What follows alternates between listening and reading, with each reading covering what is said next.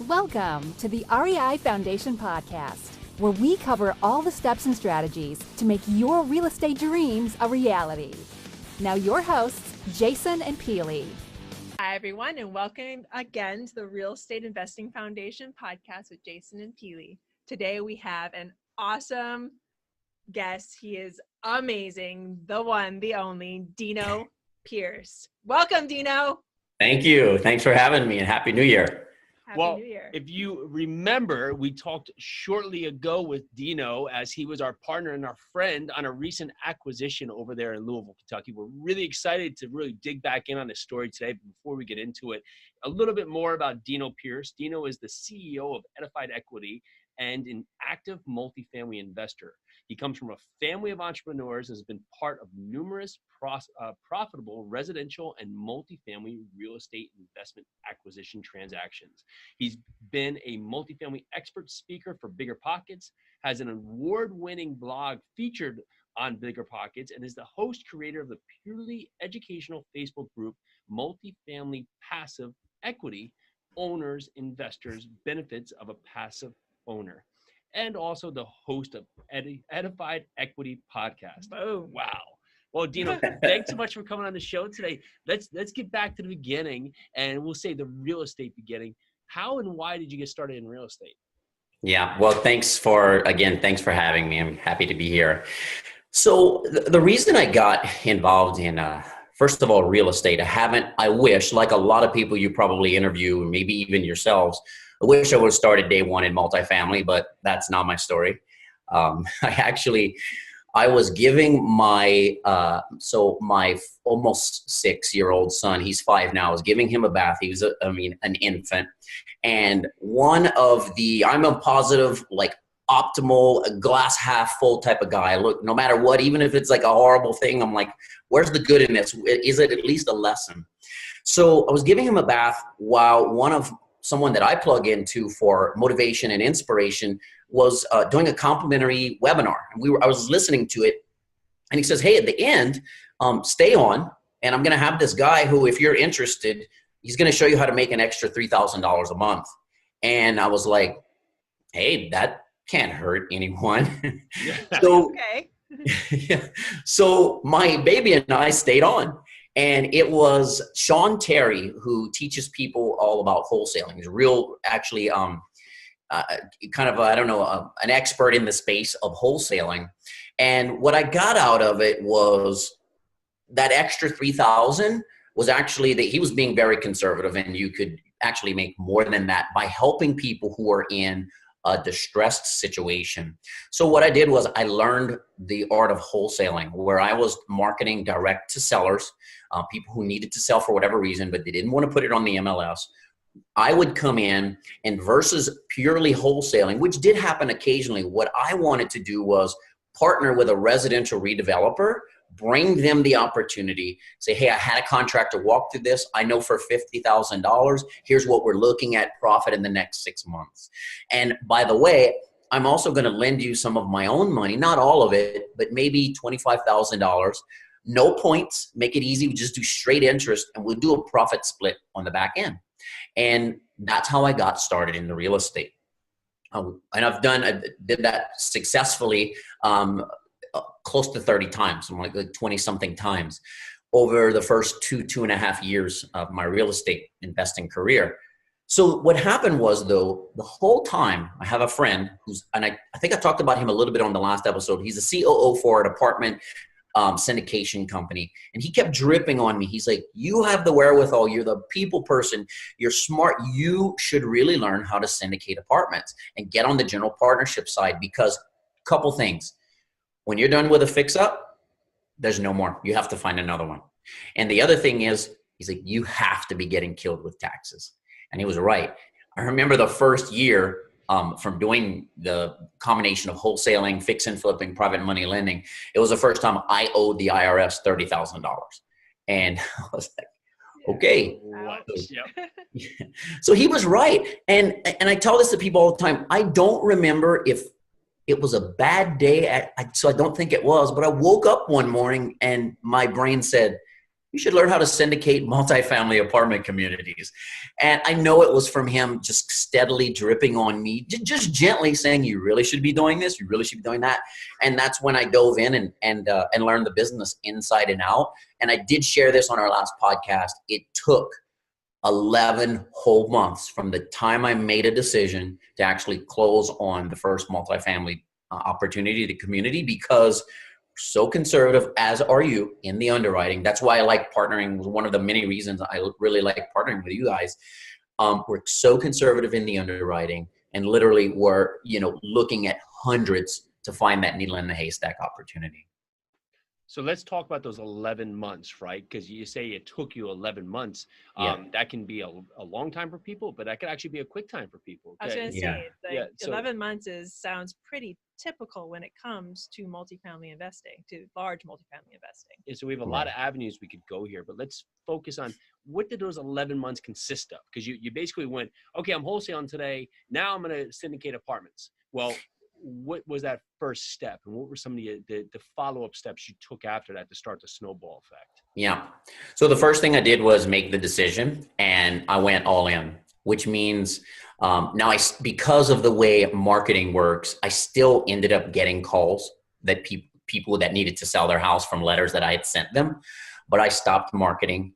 I switched 100% into learning how to work this business, network with brokers, and started talking to people to give them the opportunity to partner up as equity partners in the deal. So basically raising private equity. It was a combination of those three things were happening all at once.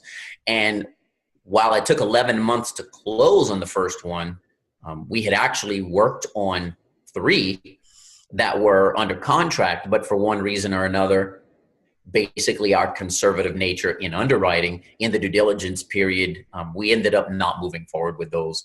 So it looked like it was going to happen quicker, but it actually did not. So that's exactly what I was doing. I was learning the business. I was networking with brokers, and I had a sample, a deal that was conservatively underwritten, that had conservative returns. And I was actually meeting with people one-on-one saying, here's what I'm doing. I'm leaving this world. I'm coming into this world.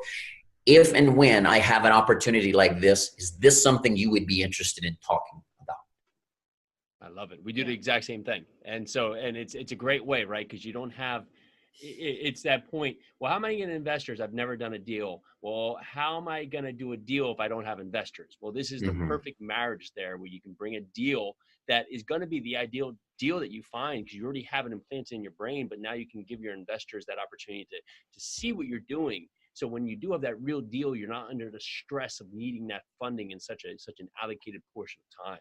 So Right. in those 11 months that you were learning, what steps did you take to start learning? Did you have mentors? What books did you read?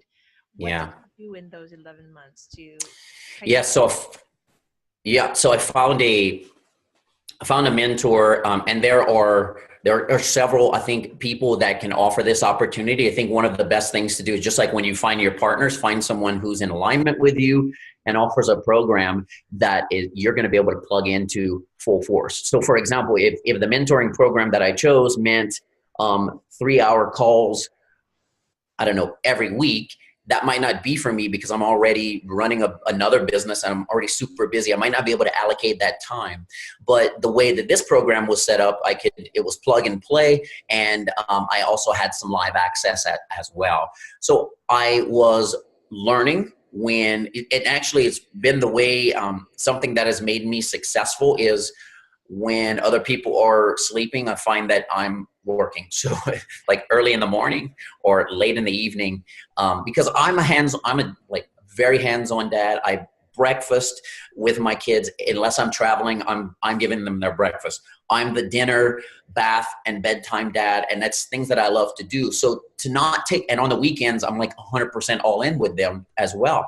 So to not take away from that, I just have, hours that are stretched. So I was plugging into, it was more like video recordings. What I also liked about that, and I just had a conversation earlier before we hopped on this podcast with someone, and I was telling them the way that I learn is I can take a book or a paper, a white article, a white paper, whatever it is, and I might have to read it and really dissect it.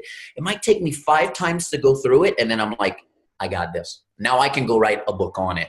So I like that because it was a combination of video as well as reading, and that's how I learn.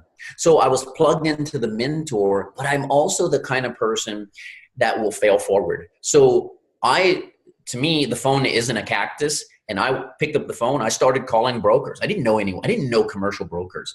What's a good way to meet them? I went on to LoopNet, not for the deals, but to meet the brokers who had deals on LoopNet and start to get to know them and reach out.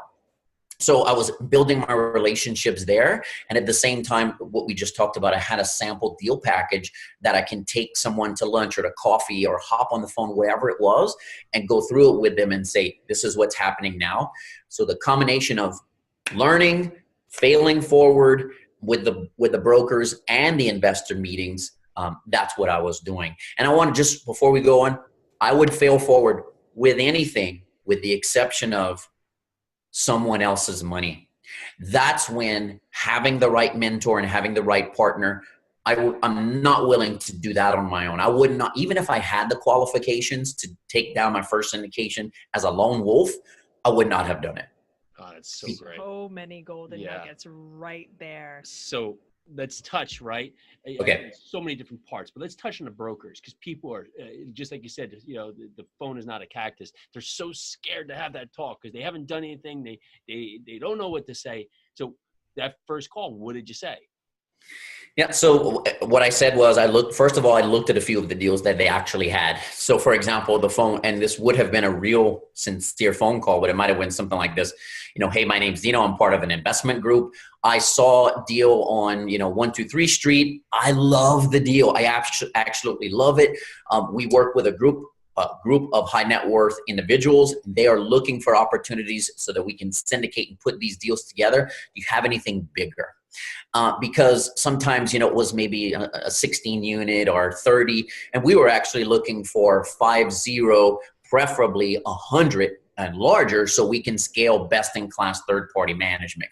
We manage the manager. We're not going to actually get in there and do the management ourselves. And so that got people. You leave a lot of voicemails, so you have to have. I don't like a script to, where I'm reading from something, but I have in my mind what I'm going to say. And I think conversations work better anyway, and they're more sincere. But after you leave, 50 to 100 of those voicemails, it becomes second nature. Call me back, at your earliest, boom, boom, boom. If they're in my town, which ended up not working because unfortunately, Colorado is just not the place to put together a syndication for multifamily right now. But it's still, I went to lunches, I had phone calls, we had coffees, and it got me in the game speaking with brokers and then speaking their language. Because as with everything, if we were talking about psychology right now, if we were talking about, being an engineer, but we're talking about being real estate investors, there's certain, it's almost like they speak their own language.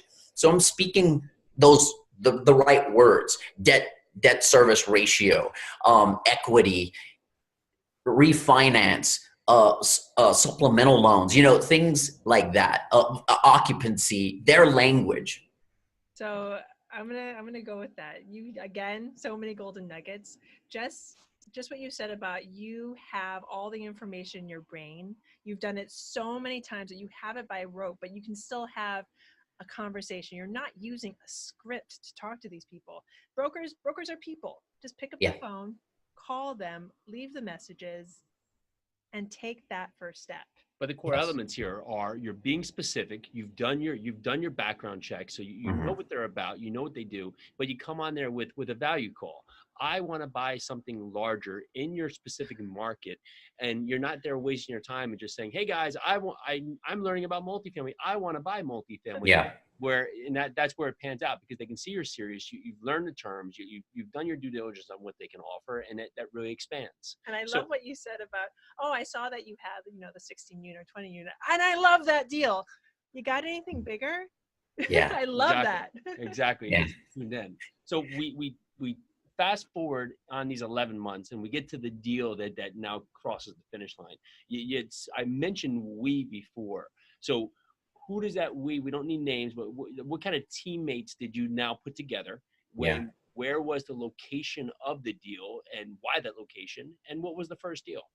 Yeah. So not to be too specific on it, but so this is a team sport, and I will admit, because we talked about this a little before, but I was raised by entrepreneurs, but for the most part, they were entrepreneurs that were also the backbone of their business. So I'm a recovering lone wolf, and I have that mentality where, like, I can do it. I can take this all down, and no one's going to do it better than me anyway, so you might as well. Okay. Yeah. Good pointing out. That happens a lot, good and bad. So as you can imagine. So. But in this situation, I needed, because I was newer to the game, not real estate, but multifamily. And by the way, if I would have called those brokers and said I've done 27 flips or 20 flips, whatever the number was, that would not have made them call me back, because they're like, okay, you're speaking. You're almost speaking the language, but it's a different dialect or whatever. Yeah. You're not speaking commercial. So I didn't even try to use that as leverage because I knew better. But now you can say, in the right way, you can say I have, X years of real estate investing under my belt. That is true. Just don't say it was, wholesaling, fix and flipping, and doing my private money lending.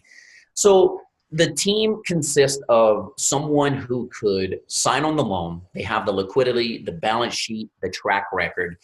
A lead operator who had several years of experience, wasn't there, first rodeo, as they say.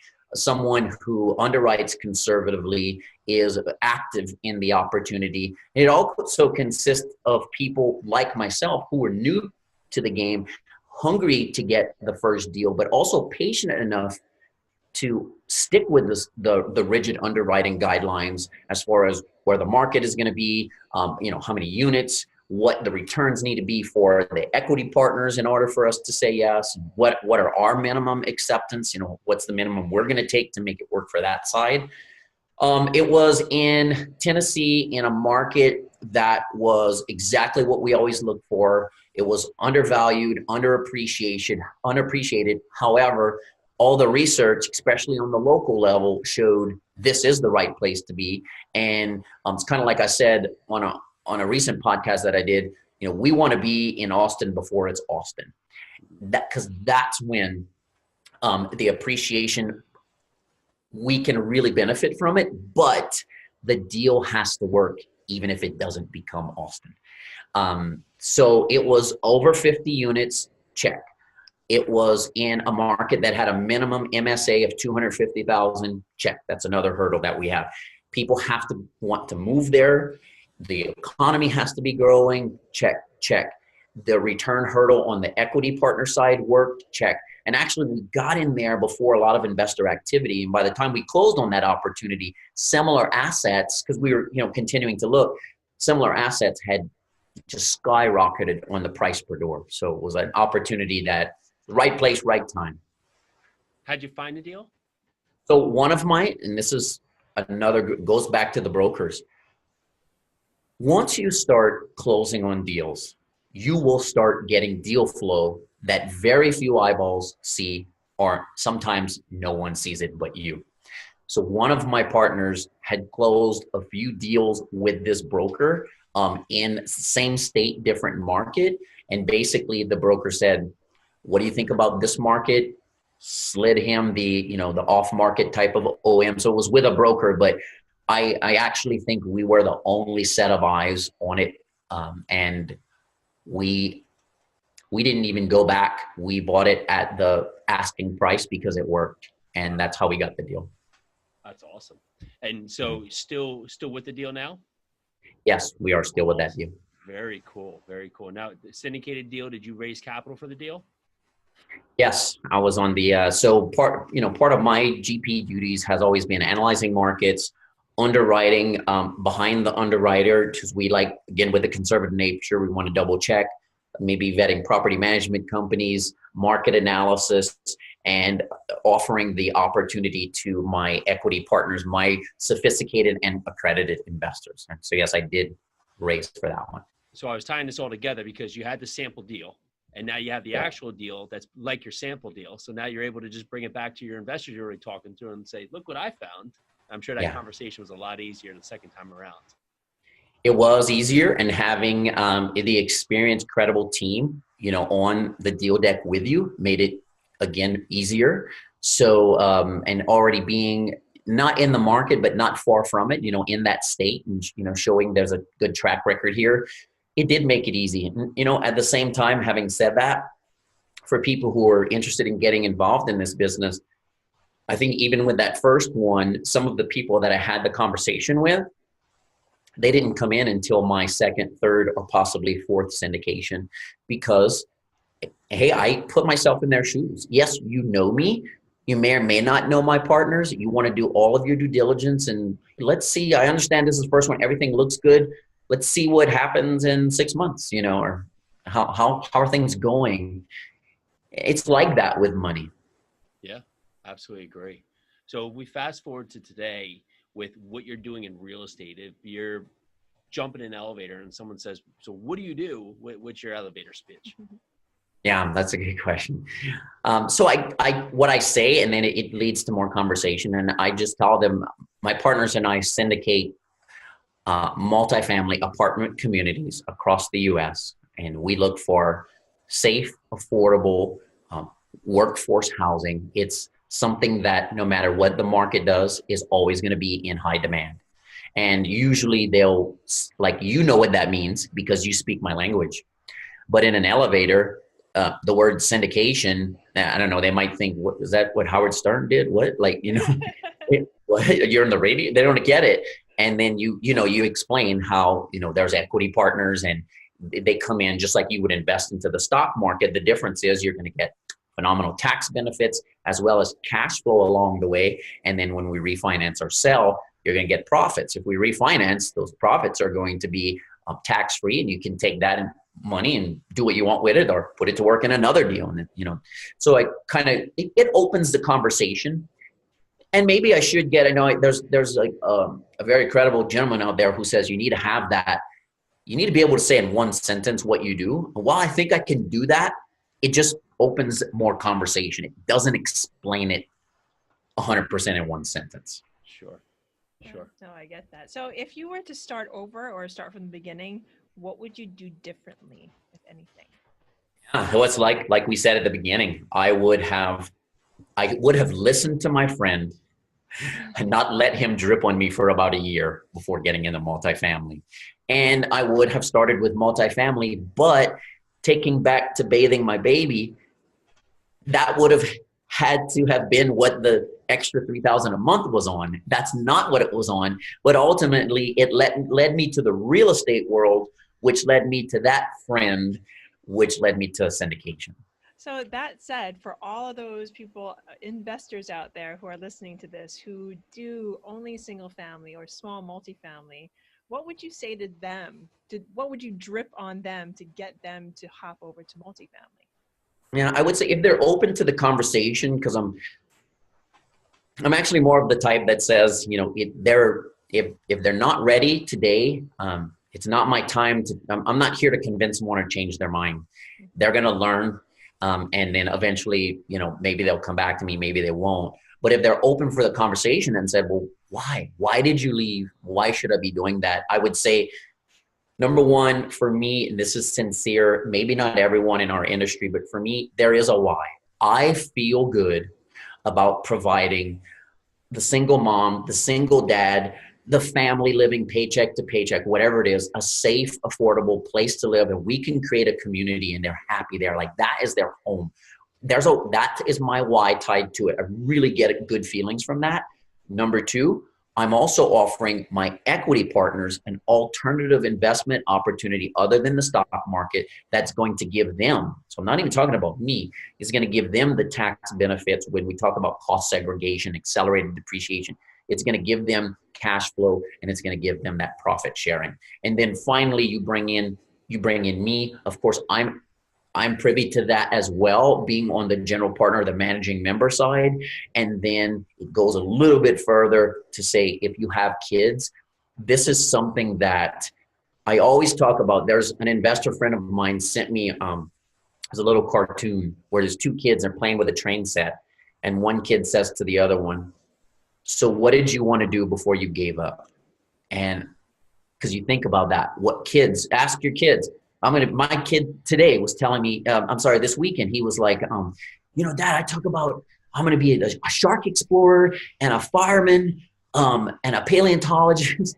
But he's like, but I'm always going to say paleontologist. So, if I can pass this business on to them, if it's something he wants to learn, he can be a paleontologist or a fireman, or like my daughter wants to be a dancer, and they don't have to worry about creating a pile of cash to live off of when they retire, because I'm teaching them to set up a stream of cash today. So whether they want to go on missions and volunteer and help people and make nothing because they can, I want to give them the opportunity to learn this business. I love it. Boom. I love it. I'm thinking of the movie Step Brothers for a funny with Will Ferrell and John C. Reilly, where the dad's like trying to give an example. He's like, I always wanted to be a T-Rex, and I was the best T-Rex. And all of a sudden I got to be 18, and my dad said, you have to go get a job. I just kept thinking, if I just was that T-Rex today that I wanted to be, but I forgot how because I gave it up. And that's right. You got to go after it, right? Yes. And so so the story, back to track. I was going to say, the story is you're going to give your children this business so they can too be T-Rexes. Yes. Yeah. I love it. Yeah. So if he wants to, that's what he wants to do on the weekends, because we live in Colorado. There's dinosaur stuff everywhere here. Yeah. If he wants to dress up in his T-Rex outfit and go like interact with kids, like that's what he wants. And because he's able to do that, because I'm able to pass this on. And again, they might, because daddy does it, they might want nothing to do with it, but at least they had the opportunity. Yeah, it's awesome. So no, I have one. What's a mistake you've made that you would absolutely make again because it's been instrumental in your growth as a real estate investor? Mistake I've made that I would do it again because of my growth. And it could be a learning lesson. It could be a fail forward. It could be anything, if anything pops to mind. Yeah, I mean, it would be the fail forward, minus the money part, where other investors put their money. It would be all the failing forward. So every phone call that I've made or voicemail that I've left wasn't perfect, but it doesn't matter. Now I'm ready for it. Same thing with meeting with an investor. Maybe the first few meetings I wasn't a pro and I didn't have the lingo down, and I jumped in before, but I think taking that action and really on the job training kind of thing, there's nothing that replaces that, because that saying, it's Zig Ziglar says, I don't know if it's his original, but I've heard him say before, if you wait to leave your carport or your garage till all the lights are on green, you're never going to leave. Yeah. You have to get out there, be willing to have a few red lights, yellow lights, maybe even get a ticket. But you've got to be willing to get out there and fail forward. And looking back on it, there was some, I'm relentless in my follow-up, and going back to, this is money. It takes time. You got to play the long game. Maybe my follow-up is too relentless, but it's what I know, and it's what has worked in other industries and businesses in the past. So I've learned a healthy dose of how to follow up the right way without seeming too aggressive. Because in actuality, I'm bringing people, when I'm talking about an equity partner here, I'm actually bringing you money. I'm bringing you tax shelter, tax deferred money. And it sometimes in your brain when getting started, if you see it that way, it makes it hard to understand, why didn't they get back to me? Maybe they're just super busy, or maybe they're not ready yet. I don't know. And you won't know unless they get back to you. That's perfect, right? Is that you can't have all the steps predicted for you, because you'll never grow, you'll never get anywhere. And you have to stumble through it, because you get the good questions from people, and you can't predetermine what those questions are, because you may not understand that certain people may be more analytical than another person, that may be more century when you're talking to them about investment strategies. And so when you have those conversations, you start to understand how they want to see a deal, and it helps you be really better at what you're doing to prepare yourself for future conversations. So and also a small highlight on your conversation and what you say. I've heard you say this word probably 10 times since we started this podcast. Opportunity. Yeah. I'm giving you an opportunity. For all our listeners out there, this is something that you need to ingrain in your speech. Whether you're talking about multifamily, single family, whatever, when you're talking to other investors, you always say the word, I'm giving you an opportunity. Yes. So is there a person that you look up to or admire, whether it's real estate, family, friends, that has taught you a lesson that you still really transcend with today? Yeah, there's so many people that's hard. I mean, because I've been through. We talked. I would say my grandmother, who I'm actually hoping to see in February of this year. I'm on a business trip in Louisiana, and I'm gonna see her. But I was raised by strong, like powerful women, and she for sure. And I talked about this on another podcast, but she was the first one. Well, she truly loved me. But she was the first one to, I think, give me a dose of mentorship that will stick with me forever. Where when she grabbed me and when I told her I wanted to do something and I was afraid, and she literally like kicked into mentor mode and said, if you're afraid to do that, I think you should do it like right now, because she said, baby, you have to overcome your fears in life. So I would say, yeah, my grandmother. And grandmothers are probably best friends. Yeah. Yeah. And I told the whole story on Scott Bauer podcast, but in the lightning round, I did it, I was afraid to swing across. We were swinging on this rope on a camping trip and letting go and landing in, it was like a river where it was deep enough and it was fun, but I don't know. I wanted to be Tarzan. I didn't want to let go. I wanted to land on the bank, but I was afraid to get hurt. But she was like, no, you need to do this. And when I did that, it positioned me. I'm from Louisiana, grew up in the Gulf of Mexico. I've always been a really strong swimmer. When I landed, and yes, my ankle did hurt, 2 girls, I would say 9 and 11, one girl was standing on the other side of the riverbank saying, my sister's drowning, my sister's drowning. And it positioned me. I didn't even think. I ran like a fullback that had the ball to win the Super Bowl with the time ran out. And I saved that little girl. And people were on, I call it a beach, but it's more like a creek bank that's sandy. And like adults were standing up clapping, like cheering. Wow. So that's probably why she comes to mind, because if I wouldn't have done that, I might not have been in the right position. And maybe no one else was either. Wow. Thank you for that. I'm like, my heart is palpitating. That's an amazing story. Thank you for sharing. Yeah, no, that's why when you say first one, it's probably always going to be her. Good. It's always the best one to come to mind, right? So thank you. You're welcome. What is your big why for doing everything you do? Well, like I said, even with the multifamily and everything, other businesses, it's always been, I am a helper. I like helping people. I mean, I have a business mindset. I understand what it takes to drive a business, but I find if your business is geared around filling a need and helping people, that you can be successful. And if you put that first, it's almost hard to go wrong. So on the multifamily side, I'm thinking of the mom, the dad, the family who needs that place to live.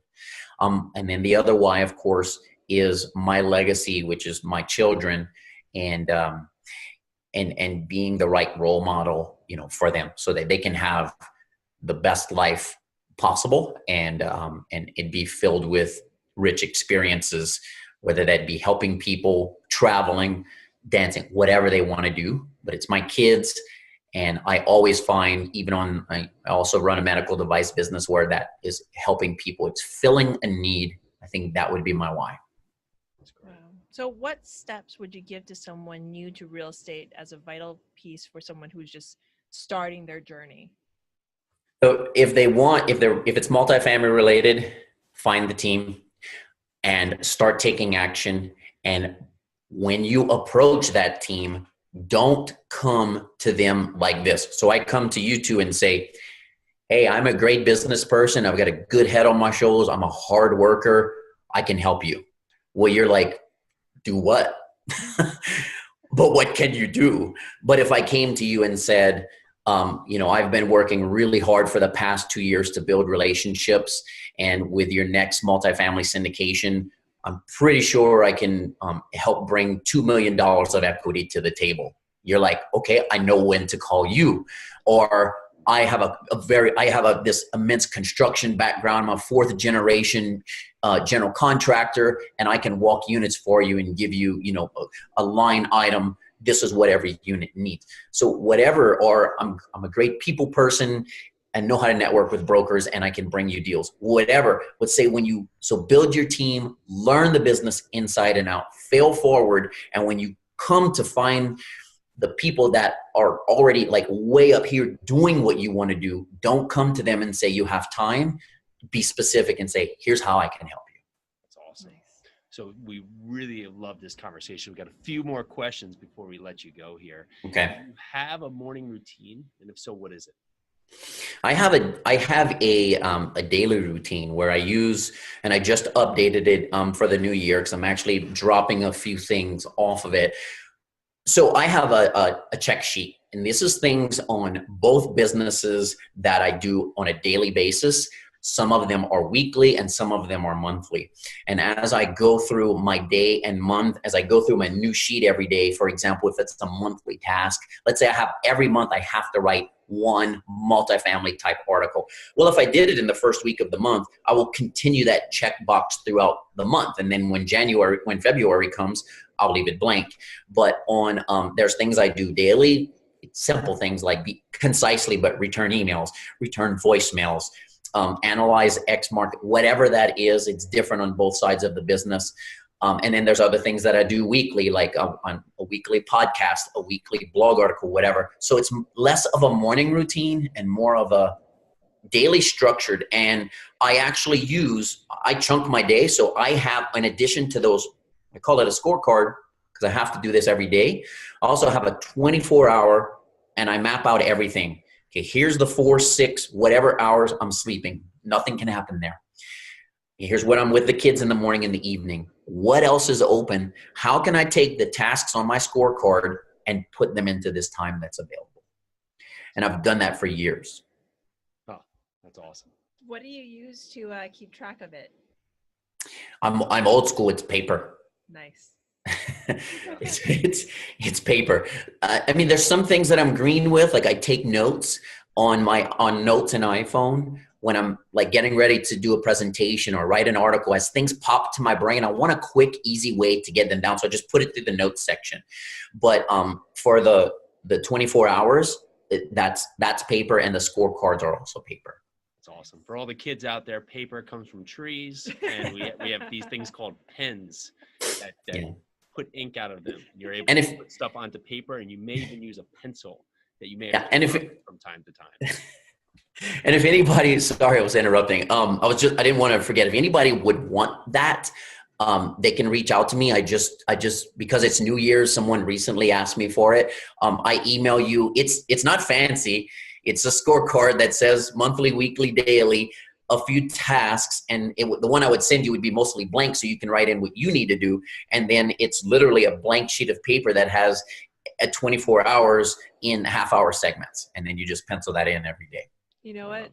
So I will be emailing you right after this podcast. I want to see what you do because I am revamping the way I do things. I'll send it. Making ourselves the most structured people for 2019, and which is funny because we are some of the least structured people. We're structured in our own good way. We need more structure, but we're gaining structure to the point that people are going to be shocked. So well, that's good. Most likely our dogs and our kids are going to be shocked to the structure. So back to Dino. What words do you live by, Dino? Number one is integrity and honesty. I believe honesty is the best policy. And if you have integrity in everything that you do, you really cannot go wrong. Then the other word would be go back to having whatever that why is for you. For some people, it might be money driven. For me, I have to, no matter what I get involved in, I have to have a why to where I know I'm impacting someone's life in a positive way. So those would be it for me. Well, thank you so much for coming on today. If for people to reach out to you, tell us, hey, how do we find the Facebook group? How do we find the podcast? What's the best way for them to connect with you? Yeah, so I'm very active on social media. You can find me on LinkedIn at Dino Pierce, Facebook Dino Pierce, which you should see my group from there. But if not, you can direct message me and I can guide you to it. And the podcast, it's on iTunes and Stitcher. It's Edified Equity, and it's the only one named that. And it's my logo, which is the little owl wearing his set of glasses.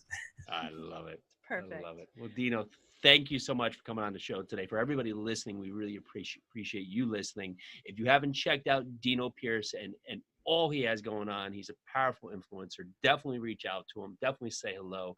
Dino, thank you so much for coming on the show. Thank you. Thanks for having me. Thank you. So grateful. So this is the Real Estate Investing Foundation podcast with Jason and Peely.